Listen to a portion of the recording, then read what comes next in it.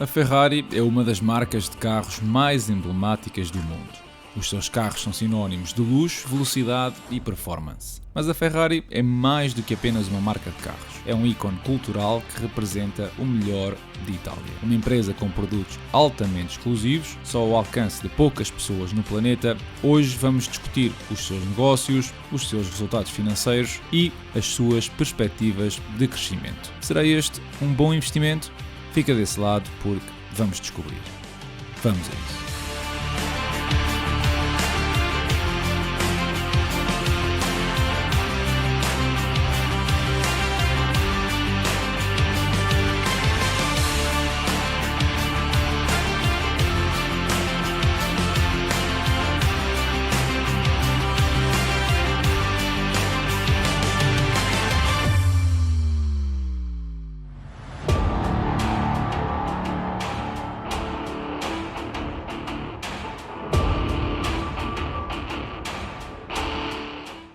Olá e sejam bem-vindos a mais um episódio do canal Dividendos. A Ferrari existe desde 1939 pela mão de Enzo Ferrari e praticamente desde essa altura que é sinónimo de exclusividade e performance. Atualmente é mais conhecida pela presença e sucesso na Fórmula 1 e também pelos supercarros que vai lançando a cada ano. E digo exclusiva porque o preço dos seus carros é altamente proibitivo para o comum dos mortais. Se não acreditas, olha lá para o preço de um usado 2018, modelo Portofino, que em segunda mão vale mais de 230 mil euros. A empresa tem mais de 177 distribuidores espalhados pelo mundo, responsáveis pela venda dos carros de luxo e 18 lojas de venda de merchandising, onde 16 são da própria Ferrari e as outras duas são o resultado de um franchise. Mas como já vamos ver, aqui o grosso do negócio são mesmo os carros de luxo. Ora, o negócio dos carros divide-se então em 4 pilares. Desses, o range é o segmento com mais exemplares e é naturalmente o segmento que mais unidades vende. Para onde, exatamente? Bem, na Europa vai quase tudo para a Alemanha ou no resto do mundo para as Américas, onde se inclui Estados Unidos, Canadá, México e América do Sul, que receberam quase 3.500 carros, e países como Japão, Austrália, Indonésia e Singapura ou Tailândia, que receberam todos mais de 2.200 unidades. A Fórmula 1 é um meio de publicidade e serve também como suporte de inovação, em particular de novas tecnologias, a implementar nos carros comerciais. E é responsável mesmo por muitos dos mais de 700 milhões de euros que a Ferrari gasta todos os anos em pesquisa e desenvolvimento. Quanto é que a Ferrari recebe da Fórmula 1, das publicidades? Bem, em 2022 foram 479 milhões de euros. Bom, mas então olhando para as principais fontes de receita da empresa, são exatamente 4. A venda de carros e peças, que em 2022 arrecadou 4,3 mil milhões de euros, a publicidade, merchandising e licenciamento, que de forma mais modesta arrecadou 10 vezes menos que os carros, a venda de motores para a marca Maserati e serviços financeiros que apresentam um valor muito residual de apenas 120 milhões de euros. Como vos tinha dito, o negócio dos carros é responsável por gerar mais de 85% do total da receita. Estamos a falar de mais de 13 mil carros entregues no ano passado, um número 18% acima das entregas de 2021. Este crescimento deu-se sobretudo devido ao modelo Portofino, que vos mostrei há uns minutos, bem como o Ferrari 296 GTB. Daqui até 2026, a Ferrari espera lançar 15 novos modelos e 4 deles saem já durante este ano com o puro sangue à cabeça. O puro sangue, aliás, representa mesmo a entrada da Ferrari no mercado dos SUVs, que, como já vamos ver, é um dos catalisadores do crescimento futuro desta empresa. Isto, se a malta que anda por aí a furar pneus em nome do ambiente der algum descanso. Olhando para o ano 2022, já tínhamos visto um crescimento da receita em 19%, os custos dessas vendas também subiram 27% e representam praticamente metade dos ingressos da Ferrari. Ainda assim, o lucro operativo também cresceu, bem como o lucro líquido para mais de 900 milhões de euros. Olhando para as margens, é fácil ver que isto de ser exclusivo tem os seus benefícios. Uma margem operativa de 24% e margem líquida de 18% é completamente absurdo no setor automóvel. Aliás, a Ferrari é mesmo a melhor empresa do mundo neste aspecto, o que demonstra bem o impacto e a conotação que a marca tem na sociedade atual. A própria empresa diz que a cada 4 carros de luxo que são vendidos vendidos, um é um Ferrari, dominando assim a cota de mercado em praticamente todas as geografias, à exceção, eu diria, das Américas, onde o mercado está mais segmentado, com marcas como Chevrolet, Tesla, Porsche e muitas outras. Olhando para o balanço, a posição financeira é muito forte, ativos são muito superiores aos passivos e mais de 1,3 mil milhões de euros em caixa, que são praticamente metade de toda a dívida que a Ferrari tem neste momento. A dívida é essa que é maioritariamente contraída através da emissão de obrigações ou notas comerciais e está bem distribuída no tempo, pelo que a alavancagem da empresa está neste momento a valores muito modestos. Em relação aos fluxos de caixa, vemos um crescimento nos fluxos de caixa operativos e uma linha de capex mais ou menos estável nestes últimos 3 anos. E aqui eu quero começar a chamar a vossa atenção porque muitos de vós diriam que a Ferrari conseguiu mais de 1.000 milhões de euros em fluxos de caixa livres em 2022, o que seria, digamos, a diferença entre os fluxos de caixa operativos e aquela linha normal de capex. No entanto, há aqui uma outra entrada de investimento em ativos intangíveis que é recorrente ao longo do tempo e, portanto, não a podemos ignorar. A Ferrari diz que são custos de design, desenvolvimento e licenciamento associados à melhoria da performance dos carros e dos seus componentes, o que até poderia ser entendido como um investimento para crescer. Mas lembrem-se que estamos a falar de uma marca altamente exclusiva que não consegue viver sem este tipo de despesa. A partir do momento em que reduzam estes custos, a imagem da marca vai obviamente sofrer com isso e, portanto, não podemos ignorar. Daí que estamos de acordo que deveriam ser contabilizados para o CAPEX, resultando assim em fluxos de caixa livres de quase 600 milhões de euros. Muito acima do dividendo pago pela empresa, 250 milhões aproximadamente, e cobra ainda a recompra de ações que o ano passado custou quase 400 milhões de euros. Olhando para aquilo que foi o primeiro trimestre de 2021, mais uma vez vemos crescimento um pouco por todo lado, nas unidades enviadas, na receita e no EBITDA. A exceção são mesmo os fluxos de caixa livres, sem a componente financeira, que decresceram 10%.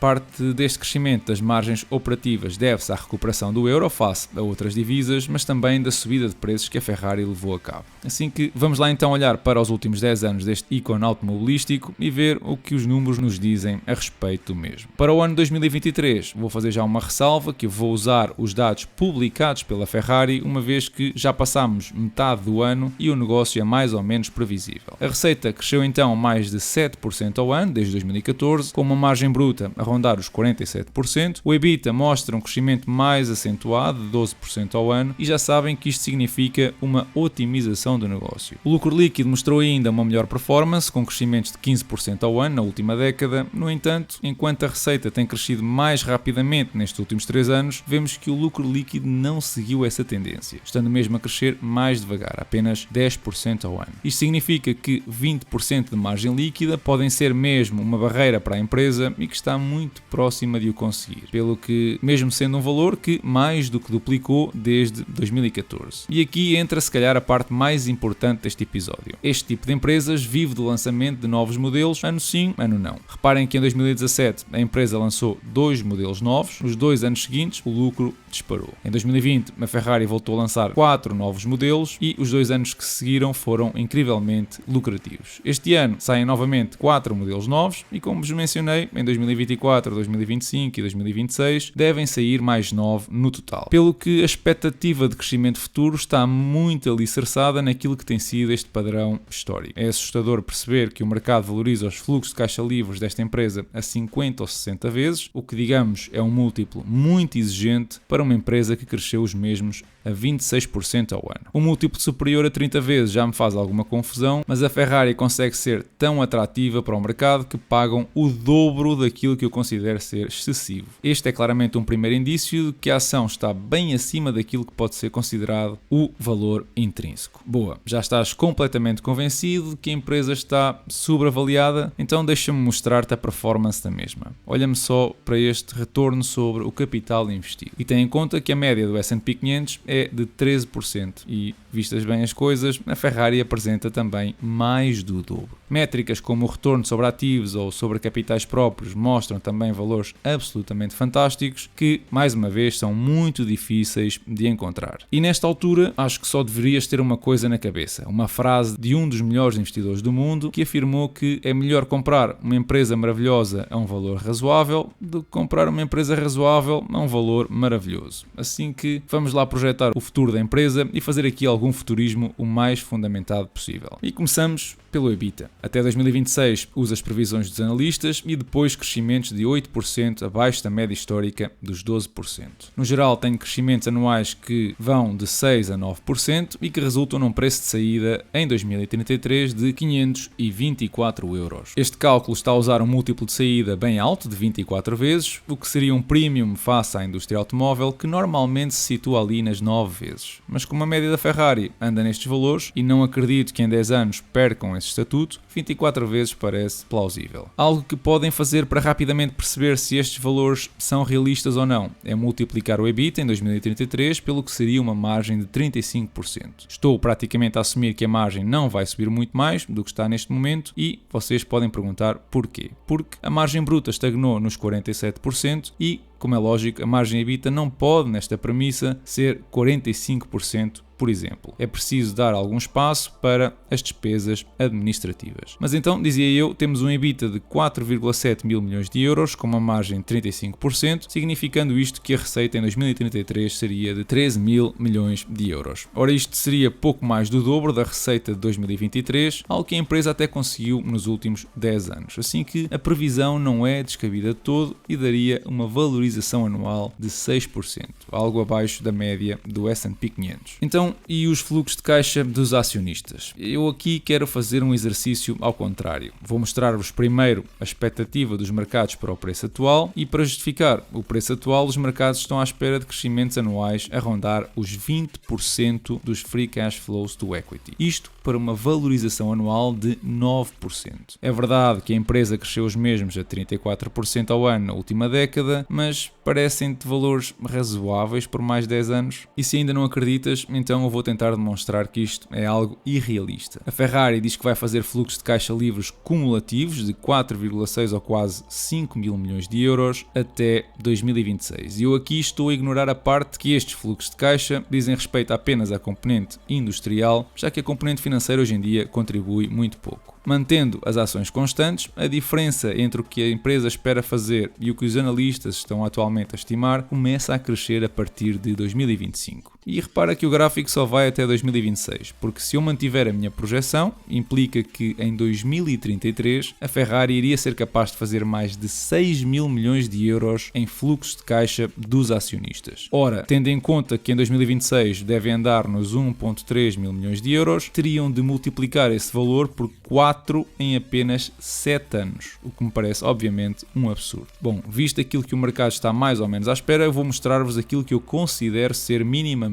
plausível. Não reduzindo as ações durante este período, estamos a falar de fluxo de caixa em 2033 de 2,8 mil milhões de euros, um valor 3 vezes superior ao de 2023. Na pior das hipóteses, estamos a falar de um free cash flow to equity em 2033 de 2,2 mil milhões de euros, que implicaria o dobro do atual. Uma mistura destes cenários resulta então num valor de 156 euros ao dia de hoje, que é sensivelmente metade do preço atual. Já sei, queres comprar Louis Vuitton e eu digo-te que está cara. Queres comprar Ferrari e eu volto a dizer que está cara. E depois mando aqui a comprar a AT&T, que voltou aos valores de 1994. Se calhar eu é que devia ouvir os conselhos do Warren Buffett e comprar empresas de luxo, mas eu não consigo justificar esta avaliação atual. E isso não é investir, é seguir a onda, pelo menos na minha opinião. Bom, olhando então para o price to earnings, vemos que está ligeiramente acima da média histórica de 37 vezes e nem vale a pena comparar com o múltiplo da indústria automóvel. Então, Eugênio, quando é que comprarias esta ação? Bem, apesar do valor de 157 euros por ação, eu estaria disposto a chegar aos 200 euros pela mesma. Primeiro porque acho que a empresa tem uma vantagem competitiva fantástica. Pode mesmo dar-se ao luxo de escolher os clientes, tem listas de espera de mais de 18 meses, a indústria espera-se que cresça a valores interessantes e existe todo um mercado de veículos elétricos por explorar. O SUV foi a primeira aposta e teve imensa procura, tanta que a empresa teve de parar de aceitar pedidos. E o próximo catalisador de crescimento serão precisamente os veículos de performance totalmente elétricos. Em 2026, a Ferrari espera que 5% dos seus carros entrem nesta categoria e em 2030 sejam já perto de 40%. O ICE e os híbridos são motores de combustão de 6 a 12 cilindros que se espera venham a ser substituídos aos poucos por componentes elétricos. Será isto suficiente para justificar a febre e a ilusão de um crescimento estratosférico? Apesar de eu não concordar, são bons bons argumentos que também não posso deixar completamente de lado e, como tal, estico a minha avaliação, como disse, para os 200 euros. Mais do que isso, só se me oferecerem um porto fino. Os mercados mostraram esta semana mais um sinal de vitalidade, em especial o nosso PSI, a bolsa inglesa e a bolsa belga, com subidas superiores a 3%.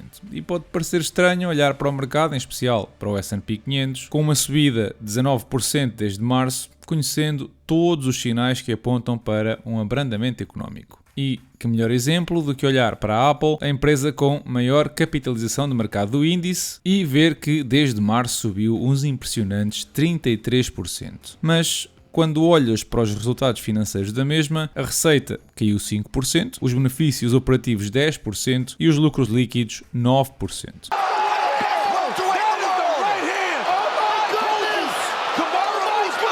Justifica isto uma subida de 33%? Claro que não. E existe um nome para este comportamento. Assim que não caias na cantiga do bandido, porque depois ficas com os sacos na mão. E olha que a Apple não é caso único. A Meta, dona do Facebook e Instagram, desde março subiu 70%. No último trimestre, o lucro líquido caiu quase 24% face ao ano passado. A frase sábia de que o mercado pode manter-se irracional por muito mais tempo do que tu te podes manter solvente nunca fez tanto sentido. Começamos também a ver os primeiros sinais de que o outono promete trazer desenvolvimentos no segmento imobiliário, uma vez que já começam a aparecer um número significativo de pessoas a queixar-se que não vão conseguir pagar a prestação da casa. O nosso Centeno já tinha alertado em abril que agosto iria marcar um ponto de viragem para os créditos à habitação portugueses e a situação promete ficar insustentável nos próximos meses. Se repararem, os juros já representam mais de 50% da prestação mensal e, apesar da mesma ser em média 361 euros, promete ficar nesses valores durante mais algum tempo, já que não é previsível uma queda nas taxas de juros até metade do próximo ano. Assim que preparem-se para que a situação piore até final deste ano, já que mais ou menos um terço de todos os contratos vão ver a taxa de esforço subir em 5% e muitos deles ultrapassarão os 50%. Sabem o que é que isto significa, certo? Bom, já que estamos a falar de subidas, quem também subiu foi o dividendo da Cummins, que entretanto me tinha esquecido de anunciar na semana passada e que são mais 7% de rendimento passivo para o meu portfólio. Esta semana também entregámos mais um livro a um patrono, assim que os meus sinceros parabéns. E o portfólio fechou esta semana nos 33% de valorização, tendo recebido $47 em dividendos. E é tudo por hoje. Ajuda o canal deixando o teu like, pondera apoiar o mesmo no Patreon, onde tens 32 análises, muitas delas exclusivas à comunidade. E não te esqueças de subscrever o canal, partilhar com os teus amigos, ajudando assim que esta informação chegue até mais pessoas. Eu desejo-vos uma excelente semana e bons investimentos. Quero deixar-vos também uma palavra de confiança em vós, de confiança nas vossas famílias e a certeza que cada um de vós dará o seu melhor para um país mais justo, para um país mais pobre.